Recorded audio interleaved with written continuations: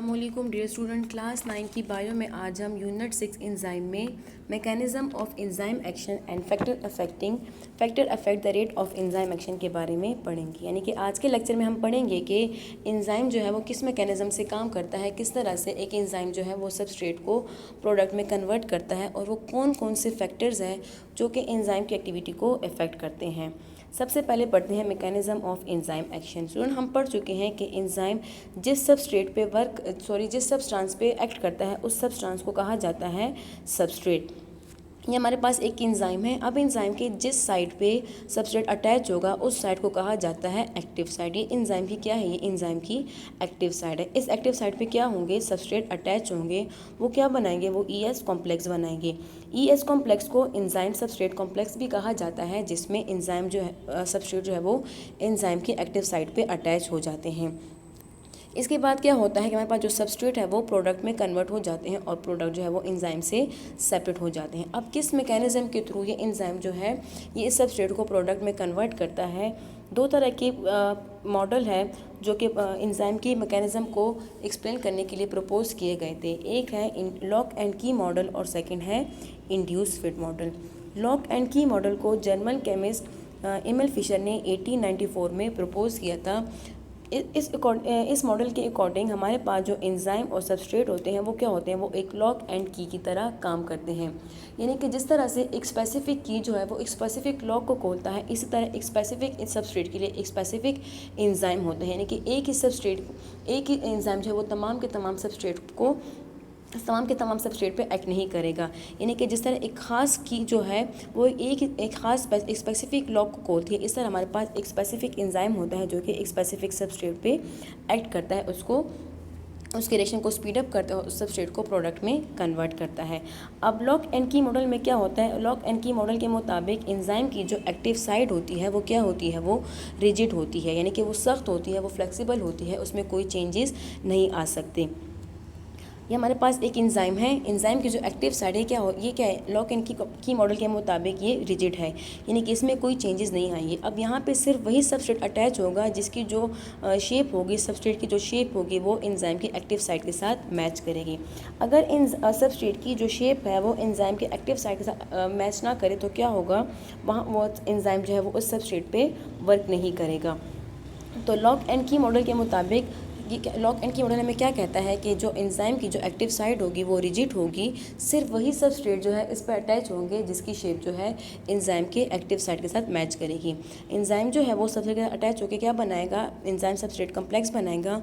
Enzyme substrate complex बनाने के बाद जो प्रोडक्ट बनेगा, प्रोडक्ट जो है वो एंजाइम से सेपरेट हो जाएगा। हमारे पास एंजाइम जो है वो एज इट इज़ आ जाएगा, यानी कि कंज्यूम नहीं होगा। तो लॉक एंड की मॉडल हमें क्या कहता है? लॉक एंड की मॉडल हमें कहता है कि जिस तरह एक खास की जो है वो एक खास लॉक को खोलती है, इस तरह एक खास एंजाइम जो है वो एक खास सबस्ट्रेट पे काम करेगा। इसमें एंजाइम की जो एक्टिव साइड होती है वो रिजिड होती है, यानी कि वो फ्लेक्सिबल नहीं होती, उसमें चेंजेस नहीं आ सकती। सेकंड, हमारे पास जो एंजाइम के मैकेनिज्म को एक्सप्लेन करने के लिए जो मॉडल प्रपोज किया गया है वो है induce fit model. Induce fit model को 1958 में अमेरिकन बायोलॉजिस्ट डैनियल कोशनाल ने प्रपोज किया था। अब ये जो है ये इंड्यूस फिट मॉडल जो है ये लॉक एंड की मॉडल को मॉडिफाई करता है। अब इसके मुताबिक एंजाइम की जो एक्टिव साइड होगी वो रिजिड नहीं होगी, वो फ्लेक्सिबल होगी, यानी कि एंजाइम की जो एक्टिव साइड है वो according to the shape of substrate change हो सकती है। फॉर एग्जाम्पल हमारे पास ये एंजाइम है, ये इसकी एक्टिव साइड है और सबस्ट्रेट है। अब अगर हम देखें एंजाइम सबस्ट्रेट की जो शेप है वो एंजाइम्स की एक्टिव साइड के साथ मैच नहीं होती, लेकिन इसमें क्या होगा? एंजाइम जो है अपनी एक्टिव साइड को सबस्ट्रेट की शेप के अकॉर्डिंग उसमें चेंजेस लाएगा, क्योंकि ये जो एक्टिव साइड है फ्लेक्सिबल है, चेंज हो सकती है। तो एंजाइम की जो एक्टिव साइड है ये सबस्ट्रेट की शेप के अकॉर्डिंग उसमें चेंजेस लाएगा और एंजाइम सबस्ट्रेट कॉम्प्लेक्स बनाएगा, जिसके बाद एंजाइम सबस्ट्रेट जो है वो प्रोडक्ट में कन्वर्ट हो जाएगा और हमारे पास एंजाइम एज इट इज़ आ जाएगा।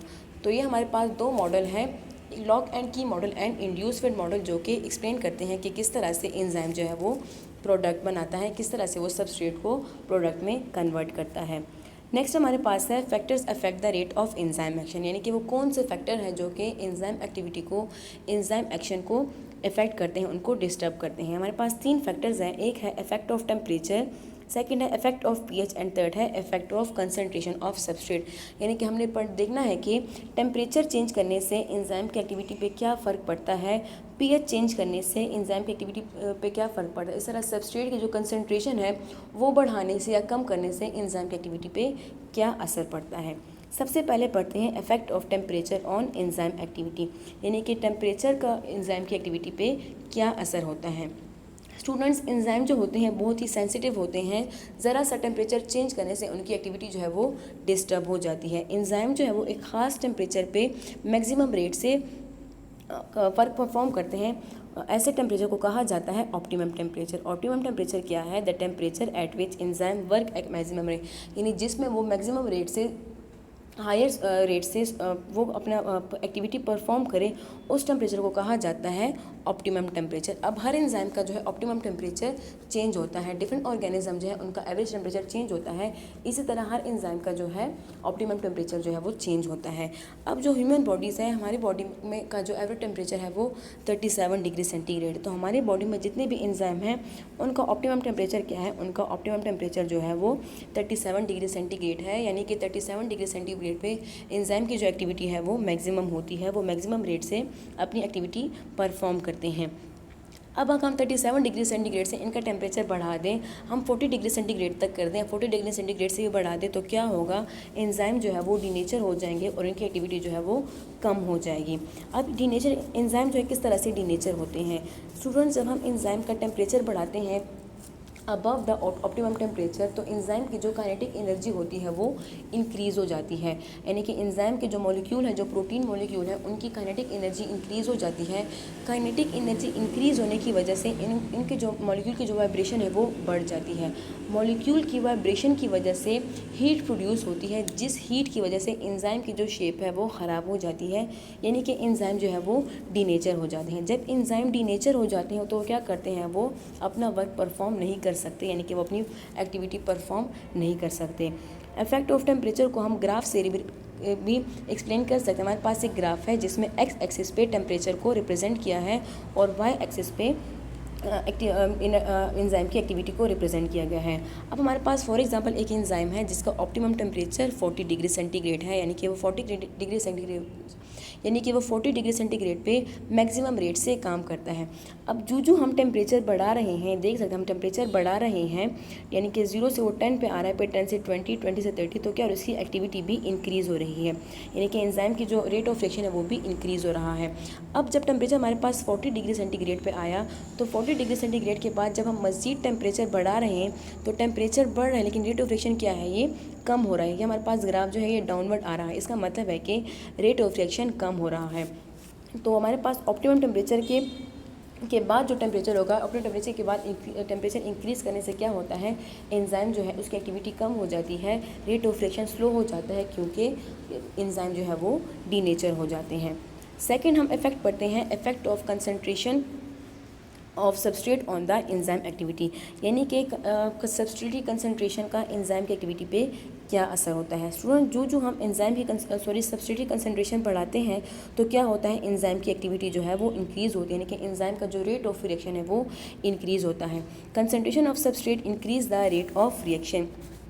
जो हम सबस्ट्रेट की कंसनट्रेशन बढ़ाएंगे तो क्या होगा? एंजाइम की एक्टिविटी इंक्रीज़ होगी। क्या होता है कि जब हम सबस्ट्रेट को ऐड करते हैं फर्दर सबस्ट्रेट को जब हम सबस्ट्रेट की कंसनट्रेशन को बढ़ाते हैं तो क्या होता है? सबस्ट्रेट जो है वो एंजाइम की एक्टिव साइट पे अटैच होना शुरू हो जाते हैं। जितने ज़्यादा सबस्ट्रेट जो है एक्टिव साइट पे अटैच होंगे, रेट ऑफ रिएक्शन जो है वो इंक्रीज़ होगा।